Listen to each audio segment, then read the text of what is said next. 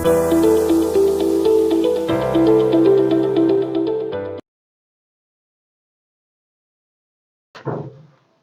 दोस्तों, good evening. I hope आप लोग बहुत अच्छे होंगे। आप लोगों को ऋषि गुरुकुल इस खूबसूरत सा चैनल पे आपको स्वागत है। मैं ऋषिकेश कुमार यानी कि ऋषिकेश सर आपको फिजिक्स 2023 के बोर्ड के एग्जाम के लिए बताऊंगा कि किस तरीके से वहां पे लिखा जाता है। बहुत सारे बच्चे बोले कि आप अपने चैनल पे जो भी फिजिक्स जो आएगा जो दो बोर्ड के से रिलेटेड है उसे आप यहाँ पे कर सकते हो। कर देंगे तो हम लोगों को ज्यादा अच्छा होगा। तो बच्चों के हमने सुना, बोला ठीक है। हमने सोचा कि अच्छी बात है, हम उस स्टूडेंट के द्वारा जब हम ये बात सुने तो हमको खुद अंदर से अच्छा महसूस हुआ। क्यों जानते हो? क्योंकि हम ये सोचे कि जिस तरीके से उसको प्रॉब्लम हो रहा होगा वो मेरे यहाँ का नहीं था, वो कहीं और से पढ़ करके आया था। ठीक है ना? चलिए, तो उसे हम बताएं अपना चैनल के बारे में, तो वो बताया कि अपने चैनल पे ये वीडियो डालिए, हम लोग देखेंगे। बोले ठीक है। वो कोई बड़े इंस्टीट्यूट से ही आया था, नाम नहीं लेंगे। अब उसके बाद क्या है, हमने सोचा कि ठीक है, अच्छी बात है, क्यों ना हम जितने भी बोर्ड का एग्जाम है, CBSE, Bihar board, UP board, Jharkhand board, सभी के अकॉर्डिंग हम अपना चैनल पे वीडियो डालते हैं। बच्चों, सिलेबस सभी बोर्ड का सेम होता है, चाहे कोई भी बोर्ड हो, सिलेबस सेम होता है, क्योंकि इंटरमीडिएट का सिलेबस सभी जगह सेम पाए जाते हैं। आप इंडिया में क्या कहीं भी चले जाओगे, दुनिया के कोई भी कोने में चले जाओगे तो सिलेबस सेम मिलेगा, अलग नहीं मिलेगा। सिलेबस सिलेबस सेम मिलेगा। तो हम यहाँ पे दो तीन बोर्ड का नाम ही लिखे, सीबीएसई, बीएससी भी, यानी सीबीएसई बोर्ड, बीएससी भी, बिहार हमारा जो बिहार बोर्ड होता है, और एनी बोर्ड, कोई भी बोर्ड कि स्टूडेंट यहाँ पे आके पढ़ सकता है, कोई दिक्कत नहीं है, क्योंकि सभी का एक ही चीज है, पढ़ना सबका एक ही है। तो बच्चों, यहाँ पे हम पूरे डेप्थ में नहीं पढ़ने जा रहे हैं। आपको पता होगा हम फिजिक्स पढ़ाएंगे, ठीक है ना? आपको पहले से ही पता है, क्योंकि मेरा चैनल ही फिजिक्स का है इसका। तो इसमें हम कोई पार्टिकुलर बोर्ड का नहीं पढ़ाएंगे बच्चों, जो सिलेबस में वो पढ़ाएंगे, और जो पार्टिकुलरली बोर्ड में पूछा हुआ है उसका क्वेश्चन हम देखेंगे, ठीक है ना? तो आप क्या है, आपको बस एक ही काम करना है कि आप अब अपना जो भी बचपना है उसे छोड़ दो। जो भी फ्रेंड के साथ घूमना टहलना, ऐश मौज करना, समोसा खाना, गोलगप्पा खाना, चाट खाना, छोड़ दो। अपने कंफर्टेबल जोन से बाहर निकलो बच्चों। जब तक कंफर्टेबल जोन में रहोगे फायदा नहीं होगा, ठीक है ना? अभी आपको स्ट्रगल करना ही है, अभी आपको स्ट्रगल करना पड़ेगा, क्योंकि आज जब तुम स्ट्रगल करोगे तब कल लोगों की अपने सक्सेसफुल होने से पहले की कहानी सुना पाओगे कि हम यूं ही सक्सेसफुल नहीं हुए हैं, उस सक्सेसफुल होने में मेरी कई रातों का नींद चुरा लिया है ये सक्सेसफुल ने। तो आज आप बिना मतलब के फेसबुक पे, इंस्टा पे, ट्विटर पे ऑनलाइन रह करके रात भर जगोगे तो इससे कोई फायदा नहीं है। रात भर पे तो जग रहे हो, ऐसे भी हमको पता है, हमको पता है अच्छा से कि रात भर तुम तो वैसे भी जाग रहे हो। तो क्यों ना जो वो जग रहे हो, जो वो एनर्जी जो कहीं दूसरे रूप में खपत कर रहे हो, जो आपका जो इस उम्र का जो एनर्जी है वो बहुत ज्यादा होता है, ठीक है ना? इस उम्र का जो एनर्जी होता है, जो 17, 18, 19 साल का, ये बहुत जबरदस्त एनर्जी होता है, बहुत ज्यादा। ये एनर्जी को यूं ही मत गवा दो यार। इसके लिए आपको दिया गया है, आप अपना काम देखिए, अपने ऊपर टाइम दो, किसी के ऊपर नहीं। फेसबुक, इंस्टा, आज तुम्हारे साथ तो कल किसी और के साथ, ठीक है ना? हाँ, तो इसलिए समझ रहे हो ना, इसलिए ऐसा नहीं, जो तुम्हारा है वो सिर्फ तुम्हारा होना चाहिए, और वो है अभी आपका बोर्ड एग्जाम। बाकी कुछ भी नहीं है यार तुम्हारे हाथ में। इसलिए आप जो भी कुछ कर रहे हो उसे छोड़ दो, अभी भी समय है। इस बात का हमें खुशी है कि अभी भी समय है, लेकिन समय के पास इतना समय नहीं है कि आपको वो दोबारा समय दे सके। इसलिए संभल जाओ, मौका है संभलने का, संभल जाओ। रिक्वेस्ट कर रहे हैं हम, संभल जाओ, ठीक है ना, संभल जाओ, अभी भी समय है। बच्चों, हम सब अपने इस उम्र का एनर्जी जो है किसी दूसरे रूप में खत्म कर देते हैं।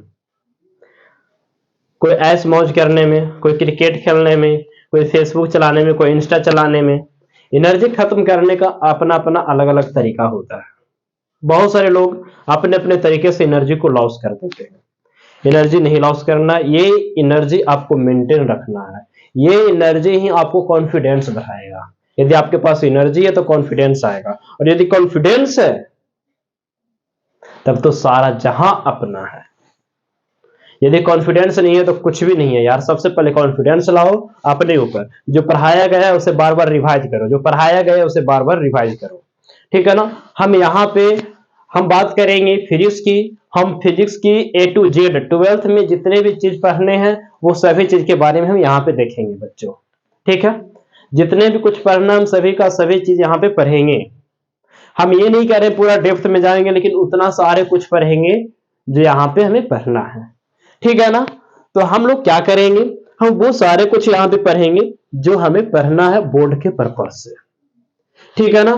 तो एक छोटे से शायरी है, देखना कहता है क्या, दोस्त स्ट्रगल से कभी डरना नहीं चाहिए, स्ट्रगल से कभी डरना नहीं चाहिए, क्योंकि ये भी एक अजीब सा कहानी होता है।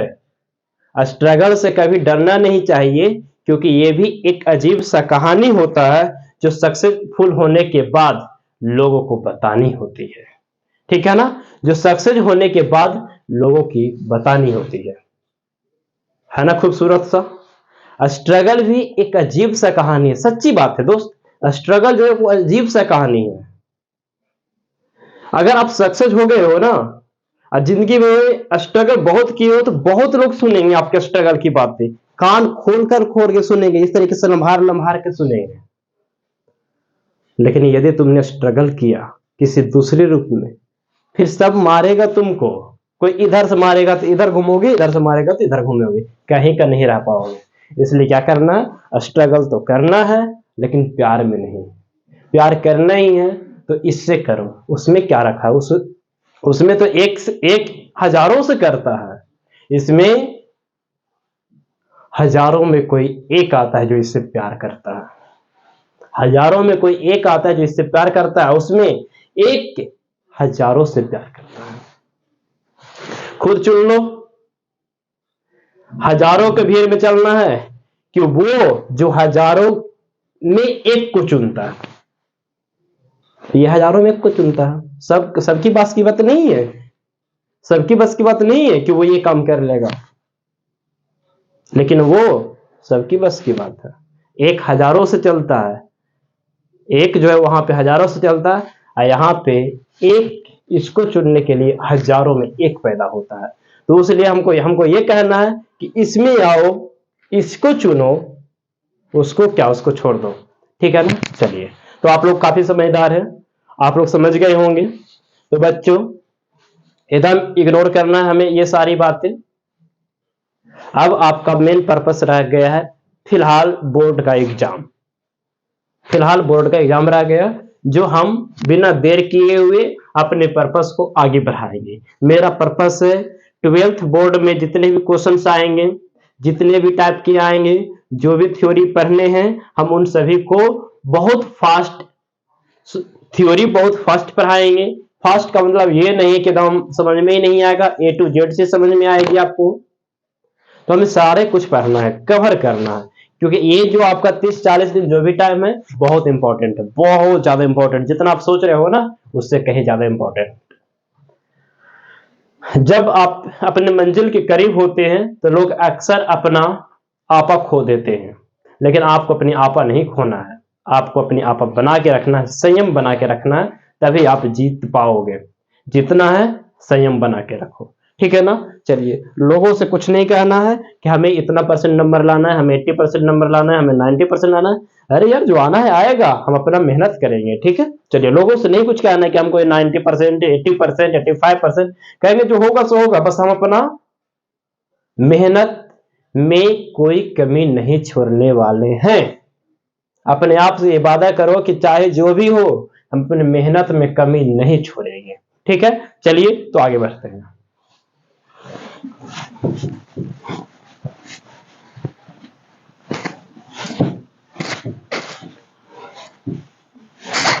बच्चों, आप अपने मेहनत में कमी नहीं छोड़ोगे ना, तो गारंटी देता हूं, सबसे आगे निकलोगे तुम सबसे आगे निकलोगे यदि तुम अपने मेहनत में कोई कमी नहीं छोड़ रहा है, सबसे आगे निकलोगे, दुनिया में बहुत बड़ा नाम होगा तुम्हारा, ठीक है। चलिए, तो हम आगे बढ़ते हैं और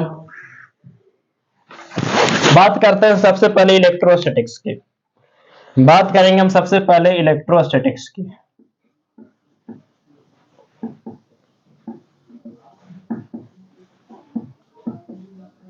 इलेक्ट्रोस्टैटिक्स की, ए मेरे दोस्त, सबसे पहले हम बात करेंगे इलेक्ट्रोस्टैटिक्स की। इलेक्ट्रोस्टैटिक्स में सबसे पहले चार्ज के बारे में पढ़ा जाता है। किसके बारे में पढ़ा जाता है बच्चों? चार्ज के बारे में। तो टाइटल डालेंगे हम लोग चार्ज। क्या टाइटल डालेंगे? चार्ज। चार्ज हमारा आज का मेन इंपॉर्टेंट टॉपिक है। आज हम लोग का मेन इंपॉर्टेंट टॉपिक चार्ज है। चार्ज क्या होता है, चार्ज की प्रॉपर्टी और चार्ज की इफेक्ट पढ़ेंगे, ठीक है ना। आज हम लोग का मेन पर्पस है चार्ज के बारे में जानना। चार्ज क्या होता है? तो बच्चों, चार्ज जो होता है एक प्रॉपर्टी होता है जो कि इलेक्ट्रॉन के ट्रांसफॉर्मेशन के कारण होता है। जैसे हम एक बॉडी है, हमें भी इलेक्ट्रॉन है, हमसे इलेक्ट्रॉन यदि चला जाएगा या हमें इलेक्ट्रॉन आ जाएगा तो मेरे पास चार्ज आ जाएगा। चार्ज का मतलब हम किसी भी बॉडी को अट्रैक्ट या रिपेल करने की क्षमता आ जाएगी मेरे पास। किसी भी बॉडी के पास जब उसको रिपेल या अट्रैक्ट करने की क्षमता आ जाती है तो उसी को हम चार्ज कहते हैं, ठीक है ना। और ये कब होता है? जब इलेक्ट्रॉन का ट्रांसफर होता है। जब इलेक्ट्रॉन का क्या होता है? ट्रांसफर होता है। तो सिंपल वे में हम लोग यहाँ पे लिखेंगे चार्ज क्या होता है। तो सिंपल वे में हम लिखेंगे मेरे बच्चों, transfer of electron, transfer of electron is called charge. चलिए, हो गया। ट्रांसफर ऑफ इलेक्ट्रॉन को हम लोग चार्ज बोलेंगे, सिंपल वे में समझेंगे। आगे बढ़ते हैं, चार्ज के प्रॉपर्टी, ठीक है ना। चार्ज की प्रॉपर्टी, सॉरी थोड़ा यहाँ पे डिस्टर्ब, इंक ज्यादा है।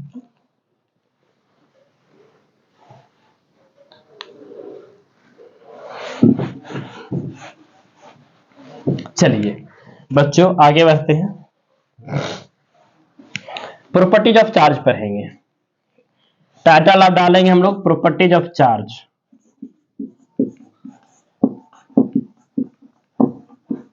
Properties of charge, properties of charge बोलिए या प्रॉपर्टीज ऑफ चार्ज बॉडी बोलिए, इससे क्वेश्चन आता ही है, गारंटी है, लिख के देता हूं। इससे 2 या 3 नंबर का 2 या 3 ऑब्जेक्टिव तो आ ही जाएगा। एक शॉर्ट आंसर टाइप क्वेश्चन आ ही जाता है, ठीक है ना। एक शॉर्ट आंसर टाइप क्वेश्चन इससे आ ही जाता है और 2 या 3 ऑब्जेक्टिव आ ही जाएंगे, ठीक है ना। इसलिए थोड़ा ध्यान से, properties of charge. Properties of charge, सबसे पहले हम लोग लिखेंगे कि चार्ज जो होता है, चार्ज जो होता है बच्चों वो 2 टाइप के होते हैं। 1 मिनट,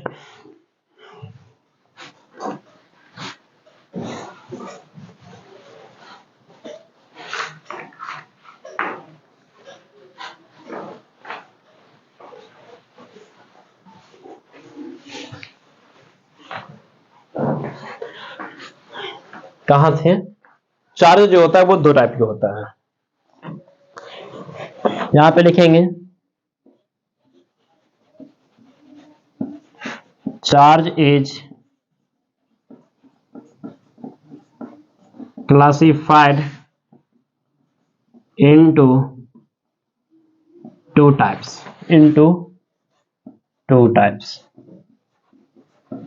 ए में पॉजिटिव चार्ज,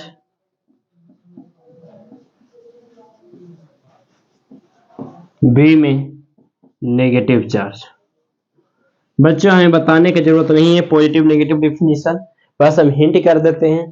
पॉजिटिव चार्ज कब आता है? जब इलेक्ट्रॉन किसी बॉडी से चला जाता है। जैसे हम हैं एक आदमी, हमसे इलेक्ट्रॉन गया, तो इलेक्ट्रॉन जाएगा तो मेरे पास इलेक्ट्रॉन जाने से पहले किसी प्रकार का कोई चार्ज नहीं था। जब इलेक्ट्रॉन गया तो हमें इलेक्ट्रॉन की डिफिशियंसी हो गई, इलेक्ट्रॉन की कमी हो गई। तो बच्चों इलेक्ट्रॉन की कमी या अधिकता यानी कि इलेक्ट्रॉन की संख्या यानी इलेक्ट्रॉन की नंबर या तो डिक्रीज कर जाए या तो इंक्रीज कर जाए किसी भी कारण से, तब वो क्या कहलाता है? चार्ज कहलाता है। यदि जिससे इलेक्ट्रॉन गया है तो उसमें इलेक्ट्रॉन की कमी हुआ है तो पॉजिटिव चार्ज हो जाएगा, क्योंकि प्रोटॉन की संख्या बढ़ गया, क्योंकि शुरुआत में प्रोटॉन इलेक्ट्रॉन की संख्या बराबर होता है। इलेक्ट्रॉन चला जाएगा तो वो पॉजिटिव चार्ज हो जाएगा, क्योंकि इलेक्ट्रॉन नेगेटिवली चार्ज पार्टिकल होता है और प्रोटॉन पॉजिटिवली चार्ज पार्टिकल होता है। तो जिसमें इलेक्ट्रॉन चला जाएगा तो उसमें इलेक्ट्रॉन की संख्या, जिसमें इलेक्ट्रॉन चला जाएगा उसमें इलेक्ट्रॉन की संख्या बढ़ गया, जिसमें जिससे गया उसमें इलेक्ट्रॉन की डिफिशियंसी होने के कारण प्रोटॉन की संख्या बढ़ गया, सो वो पॉजिटिव चार्ज, और जिसमें जाएगा इलेक्ट्रॉन वो नेगेटिव चार्ज। आई होप आपको समझ में आ गया होगा। उसके बाद यहां पे हम लिख देते हैं कि इलेक्ट्रॉन जो होता है वो नेगेटिवली चार्ज पार्टिकल होता है, प्रोटॉन जो होता है वो पॉजिटिवली चार्ज पार्टिकल होता है। तो यहां पे हम लोग लिखेंगे, यहां पे हम लोग लिखेंगे कि इलेक्ट्रॉन जो होता है, इलेक्ट्रॉन नेगेटिवली चार्ज्ड पार्टिकल होता है। ठीक है, इलेक्ट्रॉन नेगेटिवली चार्ज पार्टिकल होता है, प्रोटॉन पॉजिटिवली चार्ज्ड पार्टिकल होता है।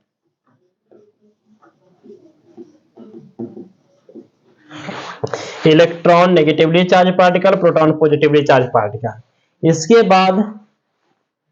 इसके बाद इलेक्ट्रॉन और प्रोटॉन का अपना अपना चार्ज होता है। उससे पहले हम चार्ज का यूनिट देखना चाहते हैं। क्या देखना चाहते हैं? चार्ज का यूनिट देखना चाहते हैं।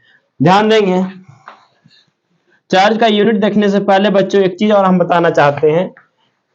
यदि किसी भी बॉडी को आप फेंकोगे या स्पीड दे दोगे तो उसके मास में चेंजिंग होता है। जी हां, आपने सही सुना। यदि कोई बॉडी को आप फेंकोगे, यदि कोई बॉडी को आप फेंकोगे तो उसके मास में इंक्रीजमेंट हो जाता है, उसका मास इंक्रीज कर जाता है। लेकिन यदि मिट्टी का ढेला फेंको तो वो मिट्टी ही रहेगा, पत्थर का ढेला फेंको तो वो पत्थर ही रहेगा, सोना फेंको तो सोना ही रहेगा। ये नहीं कि मिट्टी फेंकोगे तो चांदी बन जाएगा और पत्थर फेंकोगे तो सोना बन जाएगा। जी नहीं हुजूर, ऐसा नहीं होता। थ्योरी ऑफ रिलेटिविटी में आइंस्टाइन साहब ने बहुत अच्छे सुनहरे शब्दों में बताया है कि थ्योरी ऑफ रिलेटिविटी में टाइम और मास चेंज होता है। टाइम को भी अपने बस में किया जा सकता है और मास को भी, बशर्ते आपका स्पीड बहुत ज्यादा होना चाहिए। ठीक है, यानी कि स्पीड पे मास डिपेंड करता है, टाइम भी डिपेंड करता है, लेकिन इलेक्ट्रॉन प्रोटॉन की संख्या नहीं। यदि कैल्शियम का एटॉमिक नंबर 20 होता है तो उसे फेंक दोगे तो वो कैल्शियम में रहेगा। हाँ, अलग बात है कि उसका मास थोड़ा बढ़ जाएगा, लेकिन वो कैल्शियम का कैल्शियम में रहेगा, चेंज होने वाला नहीं है। एटॉमिक नंबर चेंज नहीं होता, यानी कि फिजिकल प्रॉपर्टी चेंज होता है। कोई भी बॉडी को जब आप फेंकोगे तो उसका फिजिकल प्रॉपर्टी चेंज होता है, केमिकल प्रॉपर्टी चेंज नहीं होता। मिर्चा को फेंकोगे, मिर्चा समझते हो, हरा मिर्चा लाल मिर्चा जो भी, तो उसका मास फर्क पड़ेगा, वो तीता से मीठा नहीं बन जाएगा। नमक है, उसको फेंकोगे तो वो कड़वा ही लगेगा, वो चीनी नहीं बन जाएगा, वो नमक ही रहेगा। ठीक है, तो वो केमिकल प्रॉपर्टी चेंज नहीं करता, फिजिकल प्रॉपर्टी चेंज करता है। ठीक है, थोड़ा मास जो है वो इंक्रीजमेंट हो जाता है। यानी हम कहेंगे कि जो चार्ज होता है वो स्पीड पर डिपेंड नहीं करता। तो यहां पे हम लिखेंगे charge is does not depend on speed, charge is does not depend on speed of body.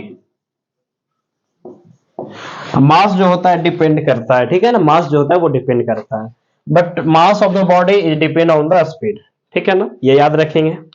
आगे लिखते हैं,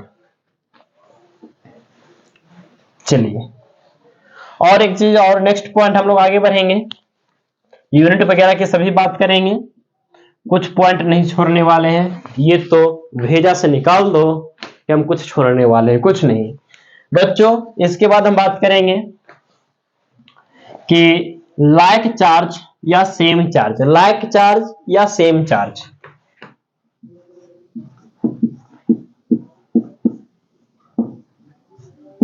like charge is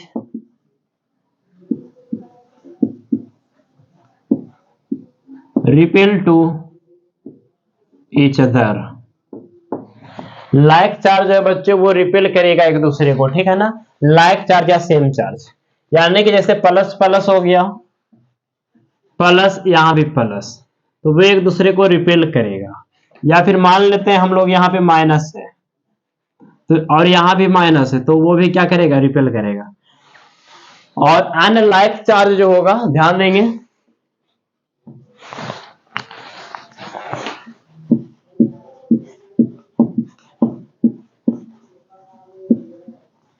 unlike charge is attracted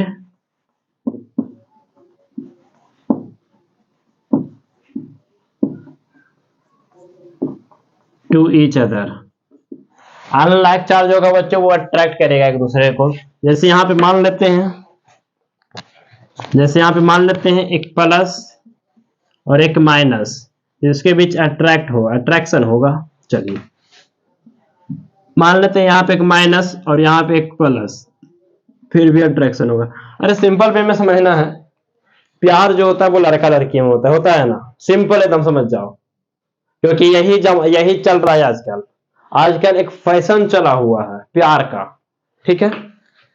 तो unlike charge is attracted to each other, तो सिंपल सब जो positive रहेगा, positive रहेगा तो वो क्या हो जाएगा, एक दूसरे से भागेगा, नेगेटिव भी रहेगा, यानी समझ गए ना। हाँ, पॉजिटिव नेगेटिव प्यार हो गया, पॉजिटिव नेगेटिव प्यार हो गया, पॉजिटिव पॉजिटिव प्यार नहीं हुआ, नेगेटिव नेगेटिव भी प्यार नहीं हुआ, ठीक है। यानी कि जब सेम नेचर के चार्ज होता है मेरे दोस्त, तो वो एक दूसरे से दूर भागते हैं, और नेगेटिव और अपोजिट नेचर के चार्ज होते हैं तो वो अट्रैक्ट होते हैं, ठीक है। चलिए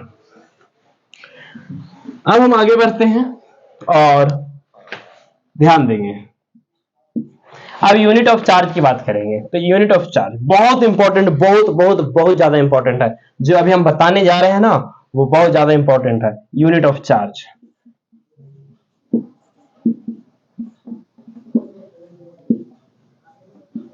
यूनिट ऑफ चार्ज, तो यूनिट ऑफ चार्ज जो मेरे बच्चों ध्यान देंगे,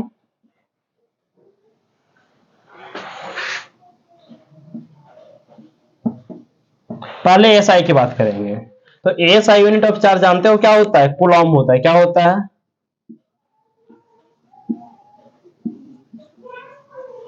कूलॉम, जिसे हम लोग सी से रिप्रेजेंट करते हैं, ठीक है। चलिए और उसके बाद सीजीएस की बात होता है,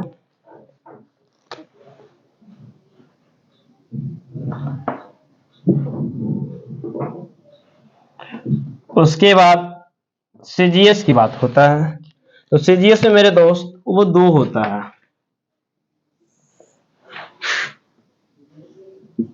सीजीएस में होता है एक एएसयू और एक होता है ईएमयू।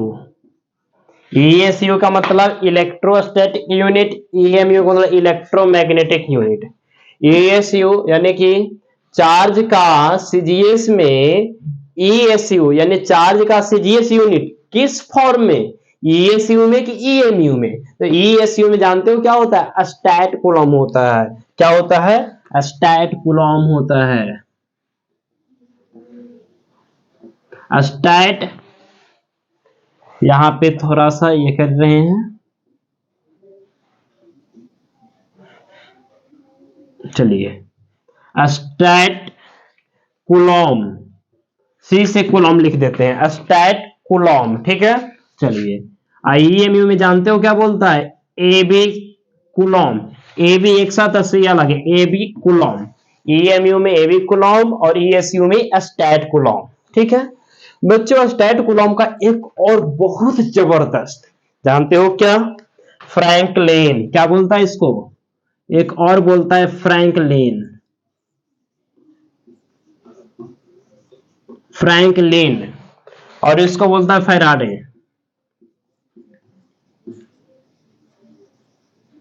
क्या बोलता है, Faraday, Franklin Faraday. Stat coulomb को फ्रैंकलिन, एबी कूलॉम को फैराडे बोलता है।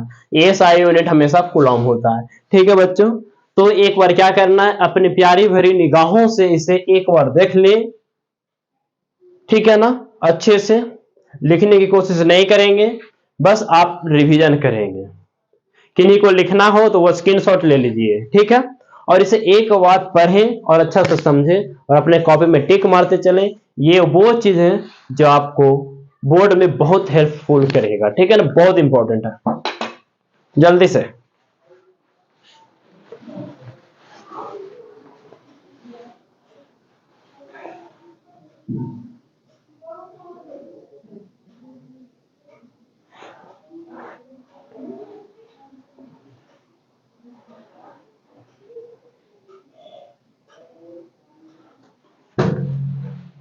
हो गया।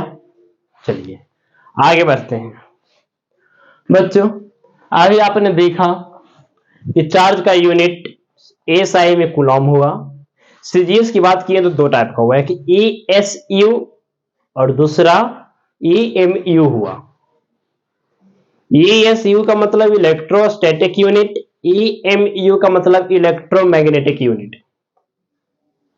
इलेक्ट्रोस्टैटिक यूनिट में स्टैट कूलॉम आया, इलेक्ट्रोमैग्नेटिक में एबी कूलॉम आया, एसआई में कूलॉम आया। तो अब क्वेश्चन ये उठ जाता है कि जिस तरीके से लेंथ का यूनिट एसआई में मीटर, सीजीएस में सेंटीमीटर, तो 1 मीटर में 100 सेंटीमीटर, तो क्या यहां भी कुछ ऐसा रिलेशन है जो एक दूसरे को बराबर कर सकता है? तो जी हाँ, बिल्कुल है। तो उसको लिखते हैं, देखेंगे यहां पे हम लोग लिखेंगे,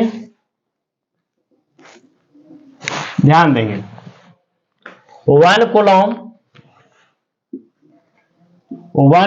is equal to 1/10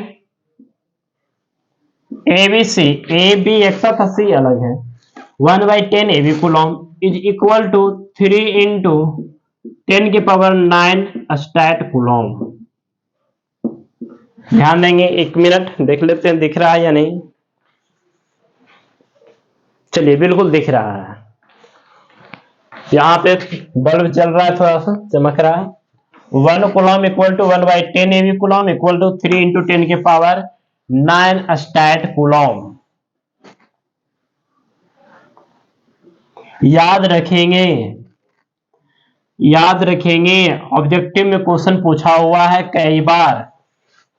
1 coulomb equal to 1/10 AB coulomb equal to 3 into 10 की पावर 9 स्टैट कूलॉम। बच्चों कभी कदार क्या करेगा ना कि एक एबी कूलॉम में पूछ देगा कितना कूलॉम, तो बच्चों एक एबी कूलॉम बराबर 10 कूलॉम, क्रॉस मल्टीप्लाई उधर हो जाएगा। पूछ देगा एक स्टैट कूलॉम में कितना कूलॉम, तो 1/3 इंटू 10 की पावर 9 स्टैट कूलॉम। लिख सकते हो ना बच्चों, यहां से आप लिख सकते हो इस तरीके से, कि इसको हम इस तरीके से लिख सकते हैं ना। क्या लिख सकते हैं देखेंगे, 1 AB coulomb is equal to, ये इधर जाएगा तो 10 कूलॉम लिखेंगे, हो जाएगा। चलिए और लिख सकते हो यहां से कि 1 स्टैट कूलॉम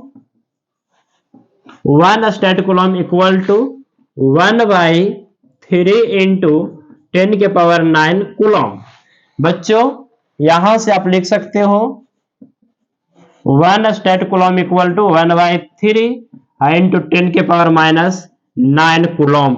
बहुत बहुत बहुत ज्यादा इंपॉर्टेंट है, क्वेश्चंस आया हुआ है मेरे दोस्त, क्वेश्चंस आया हुआ है।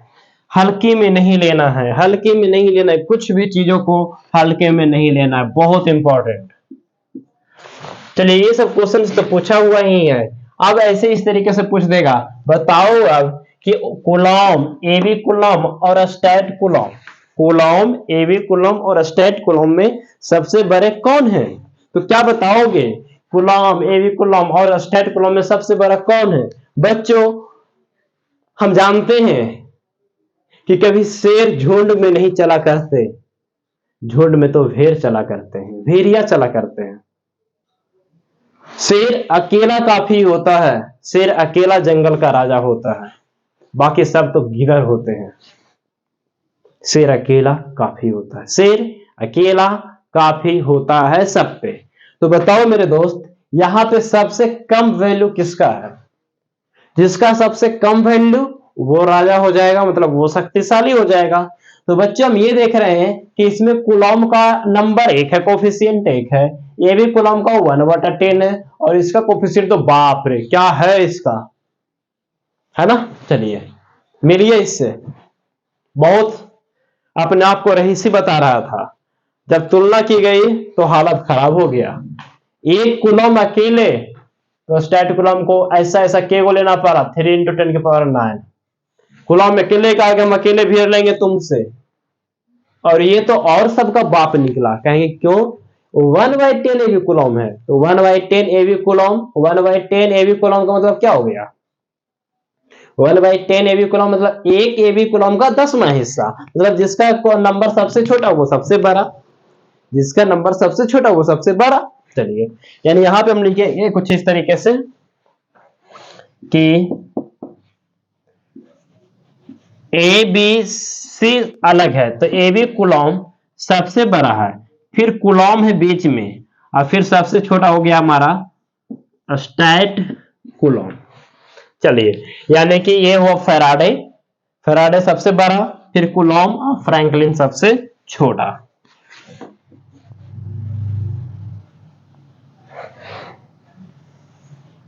अब आगे आते हैं बच्चों नेक्स्ट पॉइंट की ओर। अब हम लोग देखेंगे इलेक्ट्रॉन के ऊपर कितना चार्ज होता है और प्रोटॉन के ऊपर कितना चार्ज होता है। तो यहां पे लिखेंगे the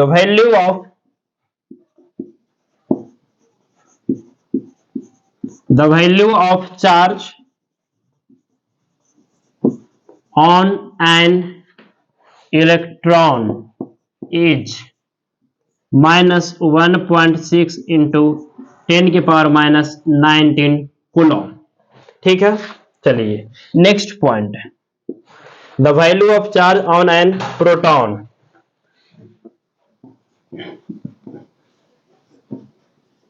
The value of charge on a proton is +1.6 × 10⁻⁹ Coulomb. बच्चों प्लस और माइनस सिर्फ नेचर को शो करता है, माइनस का मतलब इलेक्ट्रॉन, प्लस का मतलब प्रोटॉन, और कुछ नहीं। ये नहीं सोचना कि एक बड़ा और एक छोटा, नहीं बच्चों ऐसा नहीं है, दोनों बराबर है, दोनों बराबर है। चार्ज का कंपेयर हमेशा मैग्नीट्यूड साइन के साथ किया जाता है। दो बॉडी के ऊपर जो चार्ज जो होता है वो कंपेयर मॉडुलस साइन लगाने के बाद, या यूं कहें माइनस साइन हटाने के बाद किया जाता है। तो यहां पे लिखेंगे next point,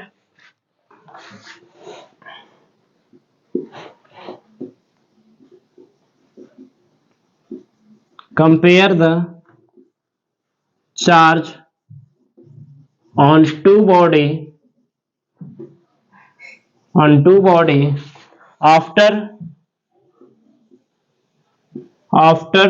the removing sign, after removing the sign लिख सकते हो, after removing the sign, removing the sign, after removing the sign, यानी साइन हटाने के बाद ही आप कंपेयर कर सकते हो। यानी कुछ एग्जाम्पल बताते हैं इसमें, मान लेते हैं एक यहाँ पे बॉडी है, ठीक है, एक बॉडी यहाँ पे है जिसका चार्ज Q1 है, मान लेते हैं 20 कूलॉम, और एक और यहाँ पे चार्ज है, कोई बॉडी है जिसका पे चार्ज है -30 कूलॉम। ठीक है, अब यहाँ पे कंपेयर करने की चार्ज किसके ऊपर ज्यादा है, तो कंपेयर करने के लिए क्या करेंगे, दोनों को मॉडुलस के अंदर ले लेंगे, तो Q1 और Q2 दोनों का साइन ले लेंगे, ठीक है, मॉड के अंदर। अब बताओ मॉडुलस कभी नेगेटिव देता है? नहीं ना, यानी Q1 बड़ा हो गया, Q1 छोटा हो गया किससे? Q2 से। यानी माइनस प्लस से नहीं जाना है, माइनस प्लस जो होता है सिर्फ नेचर को रिप्रेजेंट करता है। और चार्ज जो होता है बच्चों, next point, charge is follow the algebraic method. Charge is follow the algebraically method. Charge is follow the algebraically method.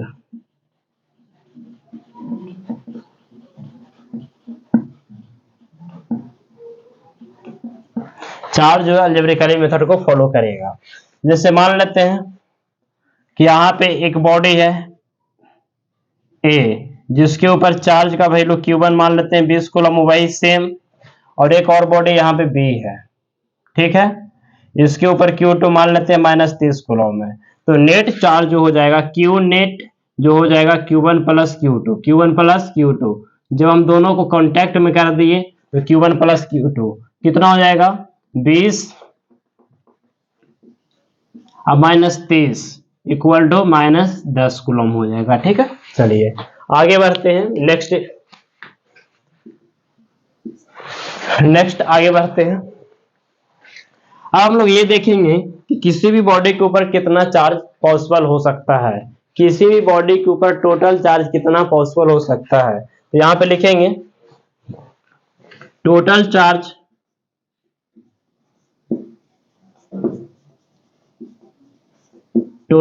Present on any body is equal to Q equal to plus minus n into E, Q equal to plus minus n into E। बच्चों total charge इतना ही possible हो सकता है किसी भी body के ऊपर, Q equal two plus minus n into E। अब क्वेश्चन ये उठ गया ये n क्या होता है और E क्या होता है। तो यहां पे लिखते हैं, ध्यान देंगे, E का वैल्यू होता है 1.6 इंटू 10 के पावर -19 कूलम, यानी चार्ज का वैल्यू, E का मतलब चार्ज का वैल्यू हो गया, N का मतलब नंबर ऑफ इलेक्ट्रॉन लूजिंग और गेनिंग, ठीक है ना। चलिए, and where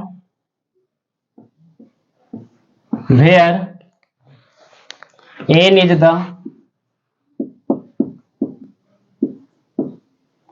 is the number of losing और gaining इलेक्ट्रॉन, ठीक है ना। तो number of electron, number of losing electron, number of losing electron और gaining इलेक्ट्रॉन। बच्चों नंबर ऑफ इलेक्ट्रॉन लॉजिंग और गेनिंग जो होगा हमेशा एक इंटीजर नंबर में होगा। किस में होगा? हमेशा एक इंटीजर नंबर में। एन जो होगा वो हमेशा 1, 2, 3, 4, 5 इसी तरीके से होंगे। यानी कि बच्चों कोई भी एटम से जो इलेक्ट्रॉन निकाल सकते हो, 1 निकाल सकते हो, 2 निकाल सकते हो, 3 निकाल सकते हो। किसी भी एटम से 1/2 इलेक्ट्रॉन नहीं निकाल सकते हो। कभी दुकान में जाओ और कहो कि भैया हमको आधा नींबू दे दो, देगा क्या? नहीं ना देगा। कभी जाओ साइकिल खरीदने और कहो साइकिल खरीदने, कहो साइकिल हमको आधा काट के दो, देगा क्या? नहीं ना। टायर किनने जाओ साइकिल का, कहोगे आधा टायर हमको चाहिए, देगा? नहीं देगा। आधा अंडा देगा? नहीं देगा। यानी इसका मतलब हुआ ये सब जो है एक आपको कंप्लीट नंबर में मिलेगा, और जो कंप्लीट नंबर में होते हैं उसे क्वांटाइजेशन बोलते हैं। क्या बोलते हैं? क्वांटाइजेशन। तो यहाँ पे हमको पढ़ना है क्वांटाइजेशन ऑफ चार्ज, यानी चार्ज का मतलब हुआ इलेक्ट्रॉन का transformation.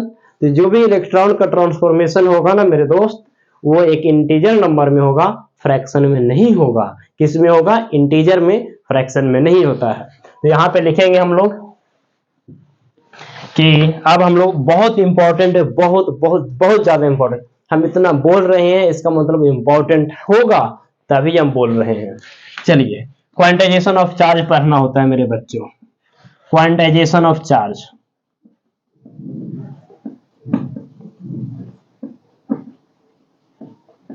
Quantization of charge, quantization of charge पढ़ना है। चलिए, तो क्वांटाइजेशन ऑफ चार्ज का मतलब होता है कि quantization of charge means number of electron जो होगा is always an integer form not a fraction form. ठीक है ना। चलिए, तो लिखेंगे क्वांटाइजेशन मीन्स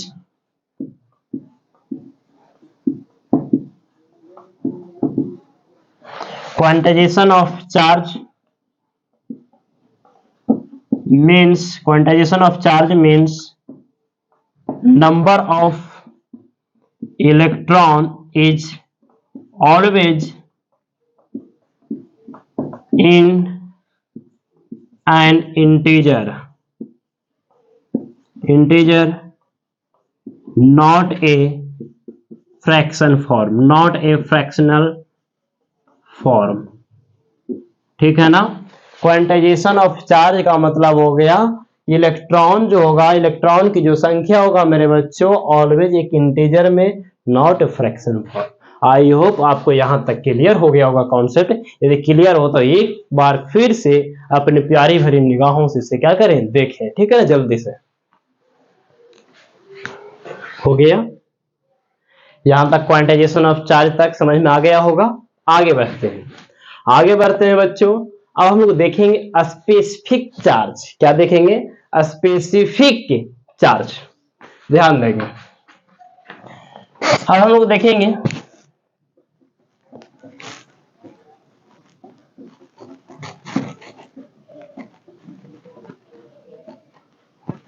स्पेसिफिक चार्ज। ये भी उतना ही लाजवाब है। ये भी कहां कहता है कि हम किसी से कम रहने वाले हैं। ठीक है ना। ये भी एकदम चल रहा है। इंपॉर्टेंट पॉइंट ये भी आ गया, बहुत इंपॉर्टेंट है स्पेसिफिक चार्ज। चलिए, स्पेसिफिक चार्ज कहता है बच्चों, ये एक प्रकार का रेशियो होता है चार्ज और मास का। तो कहेंगे it is the ratio of charge and mass. Charge और मास का क्या होता है? रेशियो होता है। क्या? Ratio. It is the ratio of charge and mass. चलिए, नींद नहीं आने देना है। यह नहीं कि गाना गाने लगा। जब गाना गाने लगोगे ना तो फिर वही होगा, मेरी मस्ती मुझे कहां ले आई। ठीक है ना। चलिए, स्पेसिफिक चार्ज बोलेंगे it is the ratio of, it is the ratio of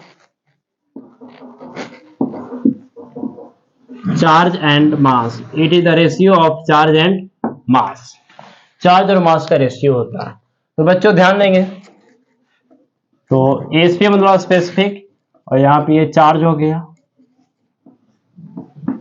तो स्पेसिफिक चार्ज, स्पेसिफिक चार्ज हो जाएगा बच्चों चार्ज बटा मास। चार्ज को सिंबल क्यू और मास का एम। ठीक है।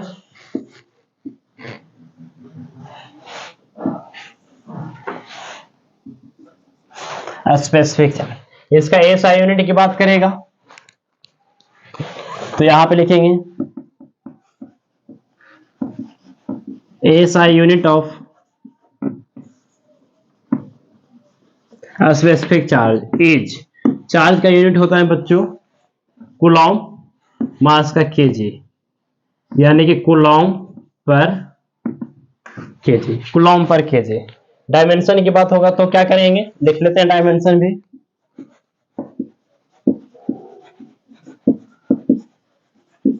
Dimension of specific charge is, Coulomb जो होता है बच्चों, चार्ज का जो यूनिट हुआ कूलॉम, डायमेंशन नहीं बताया बट यहां पे बता देते हैं। चार्ज का डायमेंशन 80 होता है। क्या होता है? 80। अब मास है तो m हो जाएगा, यानी 80 और m के पावर -1। चलिए, अब आगे बढ़ते हैं। इसके बाद एक बहुत जबरदस्त ऑब्जेक्टिव आता है। क्या आता है जानते हो? पूछेगा इलेक्ट्रॉन का स्पेसिफिक चार्ज कितना होता है। किसका? इलेक्ट्रॉन का।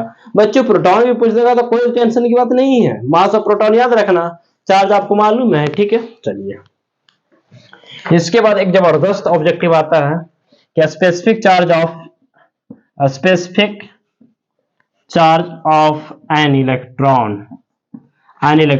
तो बच्चों किसका पूछ रहा है? इलेक्ट्रॉन का। तो इलेक्ट्रॉन के ऊपर चार्ज कितना होता है? 1.6 इंटू 10⁻19 और मास भी इसी का, तो मास ऑफ इलेक्ट्रॉन यानी कि हो जाएगा 1.6 into 10⁻19। Mass of electron 9.1 into 10⁻31 होगा ना मेरे दोस्त। ये ऊपर चला जाएगा 10⁻31, नीचे से ऊपर जाएगा, पावर का साइन चेंज कर जाता है। ऊपर से नीचे भी आएगा तो पावर का साइन चेंज कर जाता है, ऊपर जाएगा प्लस हो जाएगा, तो ये हो जाएगा 10⁻11। और इसको जब कैलकुलेट करोगे 1/6 डिवाइडेड बाई 9.1, यहाँ पे आ जाएगा 1.78 इंटू 10⁻11 और यूनिट क्या है? कूलॉम पर केजी। हो गया। इसी को 1.8 भी लिख देगा। क्या लिख देगा? 1.8। आगे बढ़ते हैं, इसी को लिख देगा 1.8 इंटू 0 भी लगा देगा इंटू 10⁻11 कूलॉम पर केजी। चलिए, ये हुआ specific charge of an electron. आगे बढ़ते हैं। चलिए बच्चों आगे बढ़ते हैं, उसके बाद देखेंगे क्या देखेंगे। इसके बाद हम लोग देखेंगे कि जब कोई बॉडी चल रहा है और जब कोई बॉडी रुका हुआ है तो उस कंडीशन में दोनों के पास चार्ज तो सेम होगा, मास चेंज कर जाएगा। तो वैसे कंडीशन में स्पेसिफिक चार्ज दोनों का क्या क्या होगा, किसका ज्यादा होगा किसका कम होगा। चलिए देखते हैं बच्चों, ध्यान देंगे, ध्यान से देखेंगे। यहाँ पे बच्चों मेरे यहाँ पे एक बॉडी है, ठीक है, जो रेस्ट में है बच्चों, किसमें? रेस्ट में है। और इसके ऊपर चार्ज जो है वो Q है और मास m है। मास कितना है? m। एक और बच्चों यहाँ पे बॉडी है और ये इस बार मोशन में आ गया। किस में आ गया? मोशन में आ गया। इसका मास इस बार m डैश हो गया और चार्ज Q का Q ही रह गया। और यहाँ पे क्या हुआ ना बच्चों, जब ये मोशन में आ गया तो इसका मास इंक्रीज कर गया। यानी कि यहाँ पे हम कह सकते हैं यदि वही बॉडी है तो मास यहाँ पे इंक्रीज कर गया होगा। यानी कि m जो होगा वो छोटा होगा और m डैश क्या हो जाएगा? बड़ा हो जाएगा। क्योंकि थ्योरी ऑफ रिलेटिविटी आइंस्टाइन का कहना था कि जब कोई बॉडी चलेगा तो उसका मास चेंज हो जाता है। तो मास क्या हो गया? चेंज हो गया। और जो मोशन में होता है उसका मास ज्यादा हो जाता है। चार्ज दोनों में सेम। तो आप ध्यान देंगे, यहाँ पे फर्स्ट नाम दे देते हैं और यहाँ पे सेकेंड नाम दे देते हैं। तो स्पेसिफिक चार्ज फर्स्ट के कंडीशन में देखेंगे क्या होगा, चार्ज बाय मास यानी Q बाई m होगा। चलिए स्पेसिफिक चार्ज सेकेंड के कंडीशन में Q बटा m डैश हो जाएगा। अब बच्चों यहाँ पे आपको आइडेंटिफाई यहाँ से क्लियर कर दिया है आपको कि m डैश जो है वो बड़ा है। m डैश क्या है? बड़ा है। तो बच्चों हम सब जानते हैं, कौन नहीं जानता है जग में कि यदि नीचे बड़ा और ऊपर नीचे बड़ा हो जाए तो वैल्यू छोटा हो जाता है। जैसे दो अलग अलग ए और बी, दो अलग अलग दोस्त है, एक दूसरे का दोस्त है, ए और बी। ए का मान लेते हैं 10 बीघा खेत है, बी का भी 10 बीघा खेत है। ए का 2 बेटा है और बी का 4 बेटा है। किसको ज्यादा हिस्सा मिलेगा? 2 गो वाला के कि 4 गो वाला के? 2 गो वाले के। यानी कि जितना कम में बांटोगे उतना ज्यादा वैल्यू रहेगा। तो जितना कम में बांटोगे वैल्यू उतना ज्यादा होगा, जितना ज्यादा हो जाएगा वैल्यू उतना कम हो जाएगा। यानी कि स्पेसिफिक चार्ज 1 बड़ा होगा। यहाँ पे लिखेंगे specific charge is greater than 1। 1 का मतलब रेस्ट, किससे? स्पेसिफिक चार्ज जो मोशन में है यानी कि 2 से। आया ना समझ में? चलिए ये बात बहुत जबरदस्त है, याद रखिए, हर एक बात याद रखेंगे, एकदम मुंह पे याद रखना है, ठीक है ना? मुंह पे अभी कुछ और नहीं, सिर्फ ये याद रखें। अब बच्चों आगे बढ़ते हैं, और नेक्स्ट पॉइंट की ओर चलते हैं। नेक्स्ट पॉइंट क्या कहता है, ध्यान से सुनेंगे। नेक्स्ट पॉइंट कहता है कि यदि कोई भी बॉडी जब इलेक्ट्रॉन की त्याग कर देगा, इलेक्ट्रॉन का लूज कर देगा, इलेक्ट्रॉन बदल लेगा, मतलब इलेक्ट्रॉन दे देगा, तब उसका मास कम जाएगा। तब उसका मास क्या हो जाएगा, कम जाएगा। क्यों, इलेक्ट्रॉन गया है, तो इलेक्ट्रॉन गया तो अपना मास लेके जाएगा ना। कितना मास, 9.1 इंटू 10⁻31 kg। आप कभी नानी घर जाओगे, मौसी घर जाओगे तो बैग अपना कपड़ा लता लेके जाओगे, तो घर में हैंगर में कम जाएगा ना कपड़ा, गोदरेज में कम जाएगा ना कपड़ा, वेट कम जाएगा ना, आपका वजन कम जाएगा ना आपके घर में, क्योंकि आप तो पलायन कर गए, आप तो कहीं और चले गए, आप तो नानी घर चले गए। जहां जाओगे वहां पे मास बढ़ जाएगा, जहां से जाओगे वहां पे मास घट जाएगा। यानी हम कह सकते हैं कि पॉजिटिव के कंडीशन में इलेक्ट्रॉन चला जाता है, यानी कि मास घट जाता है। तो हम कहेंगे बच्चों कि in case of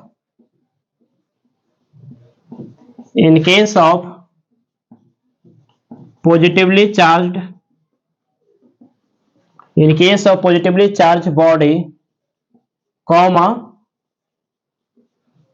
mass of body is slightly decreases slightly decreases। ठीक है, चलिए आगे बढ़ते हैं बच्चों। इन case of negatively charge body, negatively charge body condition में मास जो होगा वो इंक्रीज कर जाएगा, तो लिखेंगे इन केस ऑफ नेगेटिवली चार्ज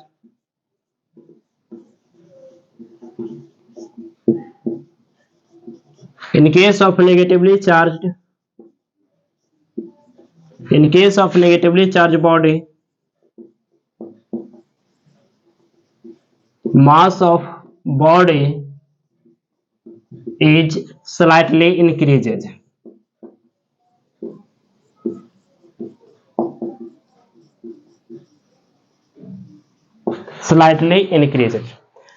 बच्चों एक ऑब्जेक्टिव दमदार आया हुआ है, क्या आया हुआ है जानते हो, क्वेश्चन से आपको घुमा दिया। ये नहीं कह रहा है कि पॉजिटिव चार्ज की नेगेटिव चार्ज, पॉजिटिव चार्ज और नेगेटिव चार्ज तो आप तो समझ गए।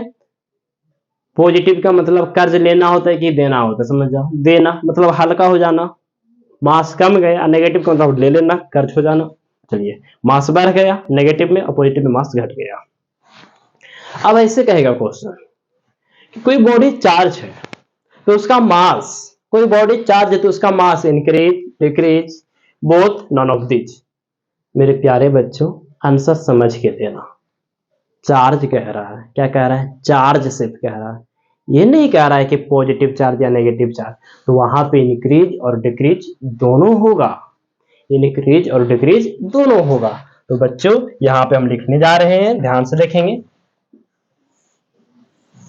चलिए यहां पे लिखेंगे मेरे प्यारे बच्चों, इन केस ऑफ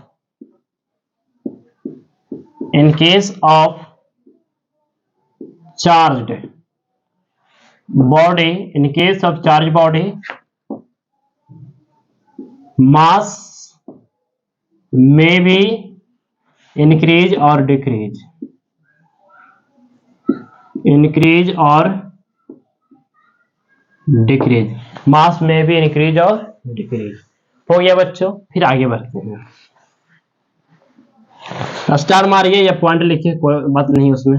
चलिए नेक्स्ट पॉइंट बच्चों, मान लेते हैं यदि कोई बॉडी कंडक्टर का बना हुआ है, किसका बना हुआ है, कंडक्टर का, और वैसे कंडीशन में यदि आप इलेक्ट्रॉन की ट्रांसफर करोगे तो वैसे कंडीशन में उसका जितना भी चार्ज आएगा वो बाहर आउटर सरफेस पे इफेक्ट दिखाएगा। ठीक है, तो लिखेंगे when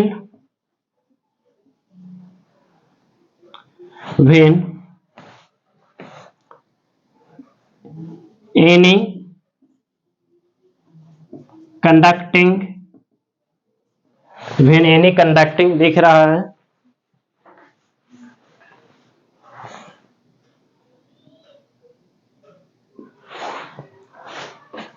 when any conducting body is charged then its total charge present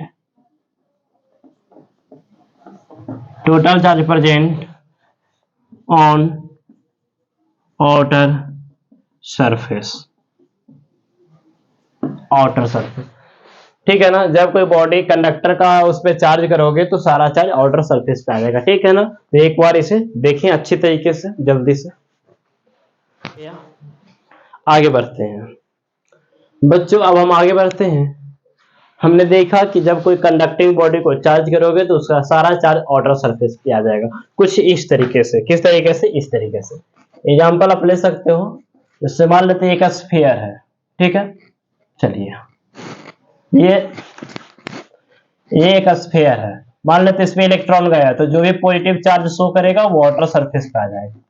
कहाँ पे आ जाएगा? आउटर सरफेस पे। या फिर यदि ये नेगेटिव चार्ज है तो वो सारा चार्ज कहाँ पे आ जाएगा?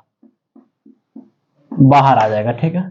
चलिए अब बच्चों आगे बढ़ते हैं। आपने देखा कि जब इलेक्ट्रॉन जाएगा तो उसका मास घट जाएगा, इलेक्ट्रॉन आएगा तो मास बढ़ जाएगा। इसके साथ साथ जब कोई conductor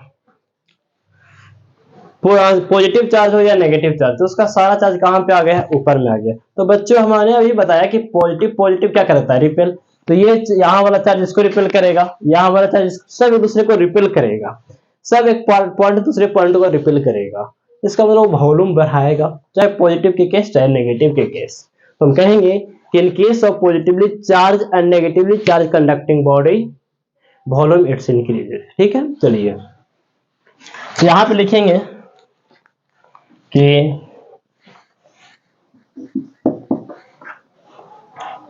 positively charge conducting body और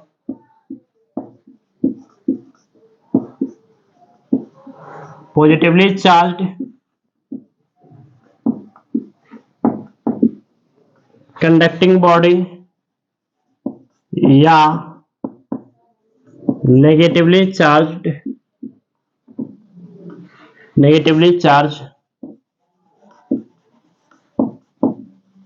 कंडक्टिंग बॉडी वॉल्यूम जो होगा वो इंक्रीज करेगा। वॉल्यूम जो होगा वो क्या करेगा? इसका मतलब इंक्रीज, यानी पॉजिटिवली चार्ज हो या नेगेटिवली चार्ज हो, वॉल्यूम क्या करेगा? इंक्रीज। बच्चों अब आगे आते हैं, ध्यान से देखेंगे। अब डेंसिटी की बात करेगा, तो इन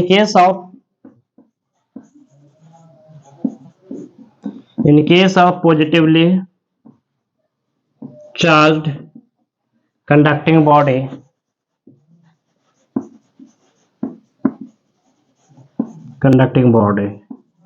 its density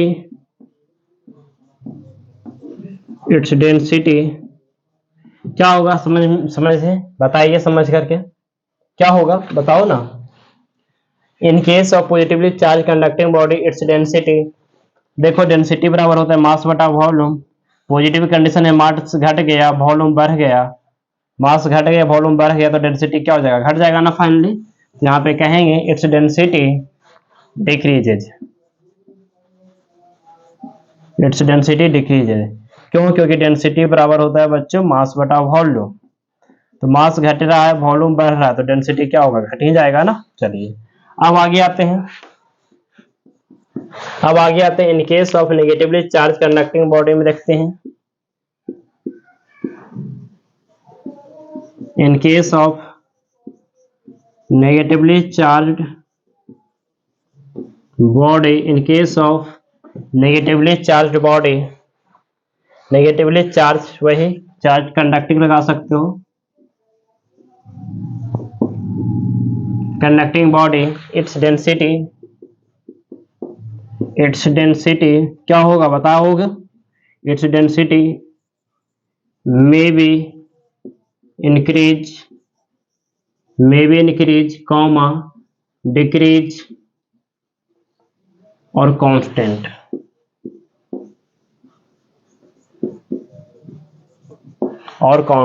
may be increase decrease or constant, ठीक है ना। कहेंगे ऐसा क्यों? आपको मालूम है क्योंकि नेगेटिवली चार्ज कंडीशन में वॉल्यूम भी बढ़ रहा है, मास भी बढ़ रहा है। अब कितना कौन बढ़ रहा है ये डिपेंड करेगा, ध्यान देंगे। मान लेते हैं कि यहाँ पे डेंसिटी का फॉर्मूला होता है मास बटा वॉल्यूम। बच्चों अभी यहाँ पे 3 बार लिखेंगे फॉर्मूला, रो मास बटा वॉल्यूम, फिर रो मास बटा वॉल्यूम। बच्चों ध्यान देंगे, जितना मास इंक्रीज कर रहा है उतना ही वॉल्यूम इंक्रीज करेगा, तो रेशियो इक्वल हो जाएगा। या पहले इंक्रीज है तो ध्यान देंगे वॉल्यूम भी बढ़ रहा है, मास भी बढ़ रहा है, वॉल्यूम भी बढ़ रहा है और मास भी बढ़ रहा है। अब बच्चों मास ज्यादा रेशियो से बढ़ रहा होगा वॉल्यूम से तो वो इंक्रीज होगा। यदि यदि मास भी बढ़ रहा हो और वॉल्यूम भी बढ़ रहा हो, मास भी बढ़ रहा हो वॉल्यूम भी बढ़ रहा हो, लेकिन मास का कम रेशियो से बढ़ रहा हो वॉल्यूम ज्यादा से बढ़ रहा हो, दो बाइक दोनों स्पीड बढ़ा रहा हो लेकिन एक का ज्यादा एक का कम, चलिए मास कम वॉल्यूम ज्यादा बढ़ रहा हो तो डिक्रीज हो जाएगा, और दोनों बढ़ रहा हो, दोनों इक्वल इक्वल बढ़ रहा हो, दोनों बढ़ रहा हो दोनों इक्वल इक्वल, तब डेंसिटी क्या हो जाएगा, घट जाएगा। ठीक है, चलिए अब आगे आते हैं।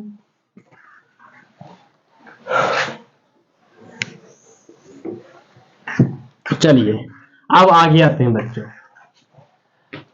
ध्यान देंगे किसी भी बॉडी के ऊपर जो मिनिमम चार्ज जो होता है वो 1.6 इंटू 10 की पावर माइनस 19 कूलम होता है। किसी भी बॉडी के ऊपर जो कम से कम चार्ज जो हो सकता है 1.6 इंटू 10 की पावर माइनस 19। क्यों? क्योंकि इससे कम तो चार्ज पॉसिबल ही नहीं है, क्योंकि ये जो होता है एक इलेक्ट्रॉन या एक प्रोटॉन, और एक इलेक्ट्रॉन या एक प्रोटॉन से कम तो पॉसिबल ही नहीं है।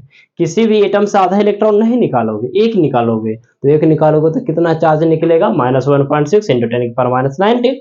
यानी कि किसी भी बॉडी के ऊपर यहां पे लिख सकते हो आप कि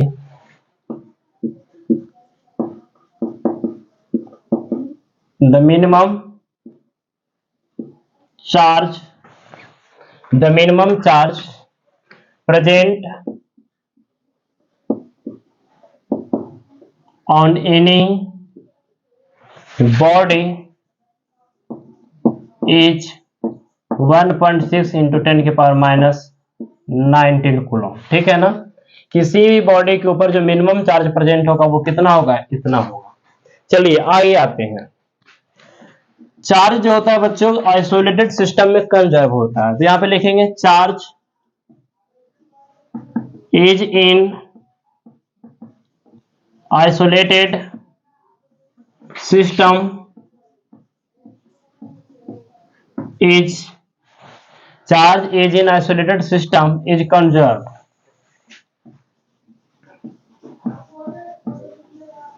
चार्ज होगा आइसोलेटेड सिस्टम में क्या होता है, charge is in isolated system is conserve. चलिए अब आगे बढ़ते हैं। चलिए इसके बाद आइसोलेटेड सिस्टम का मतलब हुआ ना अंदर से बाहर जाना ना बाहर से अंदर आना। अंदर जैसे एक परिवार है, एक फैमिली है, उसमें 4 या 5 मेंबर है, उसमें एक दूसरे को पैसा देना चाहता है, हेल्प करना चाहता है, लेकिन बाहर कोई मांगता है बाहर बाहर तो उसे देने से इनकार कर देता है, इसी का नाम आइसोलेटेड होता है। ठीक है, चलिए आगे बढ़ते हैं। इसके बाद बहुत जबरदस्त चीज आता है लीनियर चार्ज डेंसिटी।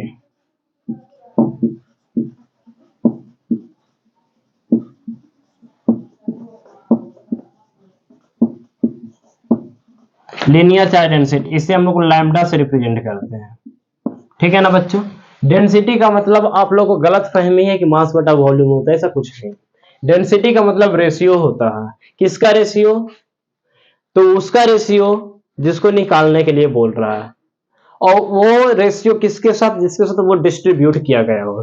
जैसे मान लेते हैं एक धागा, धागा यानी कि स्ट्रिंग जो कपड़ा सिलने वाला होता है, देखो ना वो कितना पतला होता है, उसके पास सिर्फ लंबाई होता है, क्या मोटाई नहीं होता है? गलत बात, मोटाई भी होता है। कोई ऐसा चीज नहीं है जिसके पास मोटाई चौड़ाई ऊंचाई ना हो। कोई बोल देगा कि सिर्फ लंबाई है, सिर्फ चौड़ाई है, सिर्फ ऊंचाई है, ऐसा हो ही नहीं सकता, ऐसा हो ही नहीं सकता। तीनों होता है हर किसी के पास।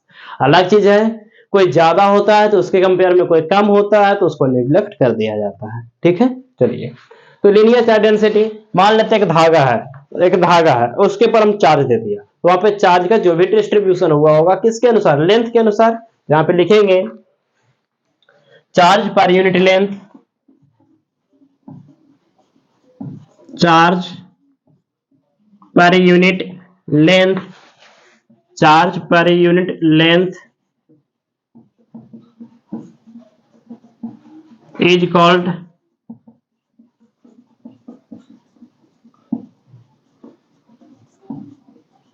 Linear charge density. ओके, चलिए, यानी कि lambda is equal to charge by length. यानी कुछ इसका यूं देखें तो मान लेते हैं ये हमारा ए और बी एक लेंथ है जिसका इंड ए और बी है, इसके ऊपर टोटल चार्ज मान लेते हैं कि क्यू है, ठीक है, और टोटल लेंथ एल है, तो लैम्डा क्या होगा, चार्ज बाई लेंथ। इसका ऐसा यूनिट की बात करेंगे मेरे प्यारे दोस्त, तो क्या होगा, ऐसा यूनिट ऑफ लैम्डा क्या होगा बच्चों, चार्ज का यूनिट क्या होता है, अभी हमने बताया कूलॉम, यानी कूलॉम पर मीटर, कूलॉम पर मीटर। डायमेंशन की बात करेंगे,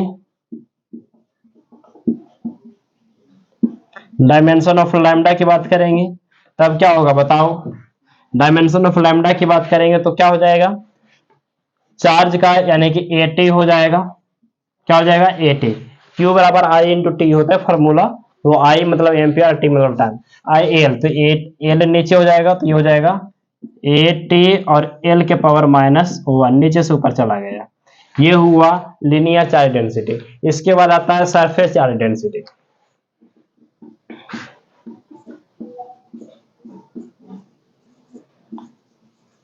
surface charge density, surface charge density, इसे हम लोग सिग्मा से रिप्रेजेंट करते हैं, इसी को हाफ समेशन भी बोलते हैं, ठीक है, half summation. Surface charge density क्या होगा बच्चों, सरफेस का मतलब एरिया होता है, यानी चार्ज होगा वो एरिया पे बांट दिया जाएगा। जैसे मान लेते हैं ये पेज है, तो पेज, तो इस पे प्लस प्लस दे देगा इस तरीके से, या माइनस माइनस, तो यहाँ पे जो चार्ज है वो किसके अनुसार बढ़ रहा है, एरिया के अनुसार, तो यहाँ बोलेगा surface charge density, charge per unit, charge per unit area, surface area, charge per unit surface area is called surface charge density, is called surface charge density, is called surface charge density। यानी कि इसका formula हो जाएगा मेरे दोस्त, sigma equal to charge by surface area, surface area A लिखो। इसका SI unit की बात करेगा, एसआई यूनिट ऑफ सिग्मा क्या होगा, चार्ज का एसआई यूनिट कूलम, अब एरिया का मीटर स्क्वायर, तो कूलम पर मीटर स्क्वायर। यदि डायमेंशन की बात करेगा, तो डायमेंशन की बात करेगा तो क्या हो जाएगा, डायमेंशन ऑफ सिग्मा जो हो जाएगा वो क्या हो जाएगा, डायमेंशन ऑफ सिग्मा, क्यू का डायमेंशन 80 और एरिया का एल स्क्वायर, तो 80 अबाई एल स्क्वायर, यानी कि 80 और एल के पावर -2। ये हो गया किसका, सरफेस चार्ज डेंसिटी का। जल्दी से एक बार देखें, इसके बाद और आगे बढ़ते हैं। हो गया सरफेस चार्ज डेंसिटी तक, linear charge density, surface charge density बहुत बहुत बहुत ज्यादा इंपॉर्टेंट। इसके साथ साथ एक और इंपॉर्टेंट है, जानते हो क्या, volume charge density, volume charge density. चलिए,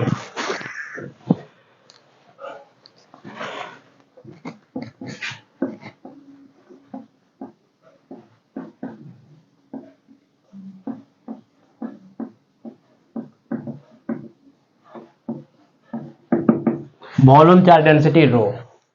बच्चों ये क्या होता है, ध्यान सुनिए। उसी तरीके से charge per unit volume, charge per unit area surface charge density, charge per unit length linear charge density, तो ये भी वही चार्ज पर यूनिट वॉल्यूम लिखेंगे यहां पे, charge per unit volume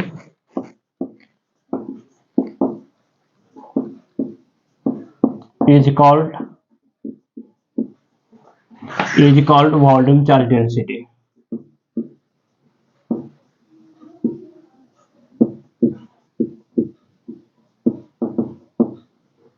is called volume charge density, यानी कि रो is equal to charge बटा वॉल्यूम भी। इसका ऐसा यूनिट बात करेंगे,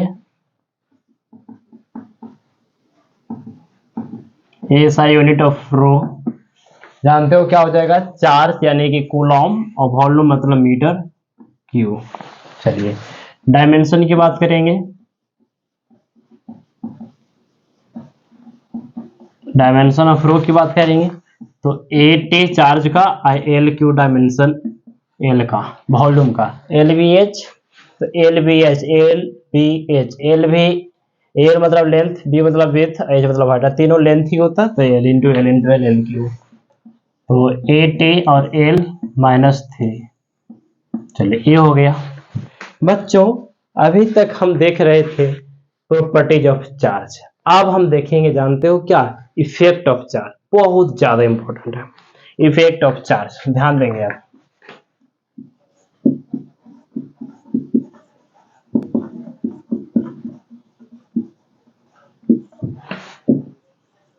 इफेक्ट ऑफ चार्ज ध्यान देंगे, ऑब्जेक्टिव इससे भी आता है, ये आपका दो, ये पूरा दे सकता है 2 नंबर में, और आपसे आपसे ऑब्जेक्टिव में पूछ सकता है, डायमेंशन यूनिट पूछ सकता है, ठीक है। चलिए ध्यान से देखेंगे क्वेश्चन बैंक, खुद से प्रैक्टिस करते चले, खुद से प्रैक्टिस करके, आज हमने चार्ज पढ़ाया तो चार्ज से जितना क्वेश्चन है सारा कर डाले, न भूख का टेंशन, न प्यास का टेंशन, टेंशन हो तो सिर्फ बोर्ड एग्जाम का टेंशन, ठीक है ना।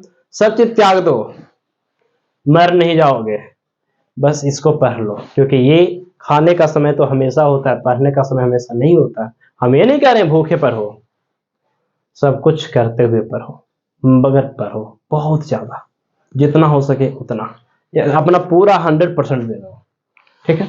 बहुत दिन ऐसे आराम किए, अब नहीं, अब बहुत हो गया, हद कर दी आपने, अब तो संभल जाओ, ठीक है। चलिए इफेक्ट ऑफ चार्ज, देखो क्या होता है, यानी चार्ज का प्रभाव। तो पहले यहां पे लिखेंगे state of motion,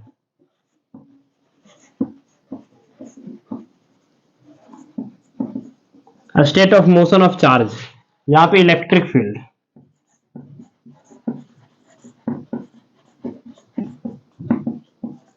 electric field, फिर मैग्नेटिक फील्ड, फिर ईएमडब्ल्यू, ईएमडब्ल्यू का मतलब समझे, बीएमडब्ल्यू में समझा, बीएमडब्ल्यू नहीं समझना, ईएमडब्ल्यू मतलब इलेक्ट्रोमैग्नेटिक वेव, ईएम वेव, ठीक है। बीएमडब्ल्यू नहीं समझेंगे क्योंकि बीएमडब्ल्यू मस्ती करने से नहीं आएगा, बीएमडब्ल्यू ईएमडब्ल्यू पढ़ने से आएगा, ठीक है ना। ये नहीं कि ईएमडब्ल्यू पढ़ेंगे नहीं या बीएमडब्ल्यू खोजेंगे, पॉसिबल नहीं है। बीएमडब्ल्यू के लिए ईएमडब्ल्यू पढ़ना पड़ेगा, ठीक है, मन से। चलिए पढ़ते हैं बच्चों, स्टेट ऑफ मोशन, किसका स्टेट ऑफ मोशन, चार्ज का। कहता है स्टेट ऑफ मोशन यदि चार्ज रेस्ट में, चार्ज यदि रेस्ट में, तो रेस्ट में तो ये होंगी, हाँ ये नहीं होंगी, ये भी नहीं होंगी, ओके, हाँ ये होंगे, ये होंगे, ये नहीं होंगे। यानी कि जब चार्ज रेस्ट में रहेगा तो सिर्फ इलेक्ट्रिक फील्ड होगा, मैग्नेटिक फील्ड नहीं होंगे, एम भी नहीं होंगे, ओके। चलिए उसके बाद आगे आते हैं, यदि चार्ज मूव करेगा कांस्टेंट वेलोसिटी के साथ, यानी moves with constant velocity, constant velocity, तो ये होंगी, ये भी होंगी, और ये नहीं होंगी, अभी और बर्दाश्त करिए तब वो होगा। चलिए आगे आते हैं, अब आता है बच्चों लास्ट में moves with variable velocity, moves with